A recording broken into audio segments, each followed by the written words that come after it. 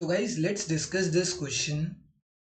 Question is the value of the variable corresponding to the highest point of a frequency distribution curve represents.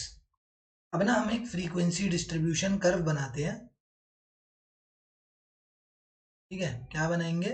Frequency distribution curve. यार कुछ भी नहीं है, जो हमारे को फ्रीक्वेंसी डिस्ट्रीब्यूशन टेबल होती है ना, उसी को प्लॉट करना है।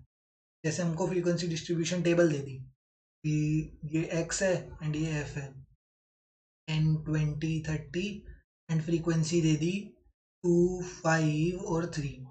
अब यहाँ पर मुझे वाई एक्सिस पर तो क्या लिखनी होती है? फ्रीक्वेंसी। फ्रीक्वेंसी कर्व के लिए, फ्रीक्वेंसी कर्व के लिए वाई एक्सिस पर लिखते हैं फ्रीक्वेंसी एंड एक्स एक्सिस पर लिखते हैं हम क्लास मार्क्स। जो ये एक्स है ना, जो एक्स है वो लिखते हैं एक्स एक्सिस पर एंड फ्रीक्वेंसी लिखते हैं वाई एक्सिस।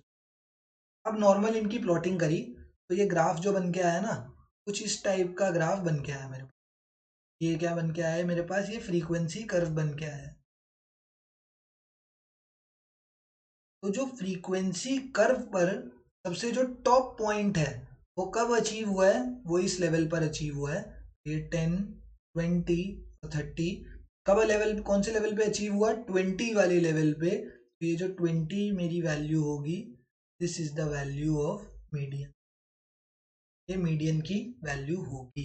ये हमें पता होना चाहिए कि the value of the variable corresponding to the highest point on a frequency curve. कोई भी फ्रीक्वेंसी कर्व होता है, ये तो बहुत इजी सी कैलकुलेशन ले ली। मैं कह रहा हूँ कितना भी गंदा कोई भी कर्व ले लो, जो उसका हाईएस्ट पॉइंट होगा ना, जैसे अब थोड़े से मुश्किल वैल्यू लेते हैं ना, तो बहुत आसान सा हो गया।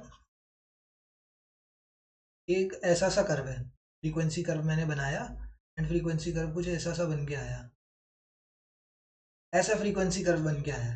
ठीक है, तो इसका हाईएस्ट पॉइंट कौन सा है? ये है।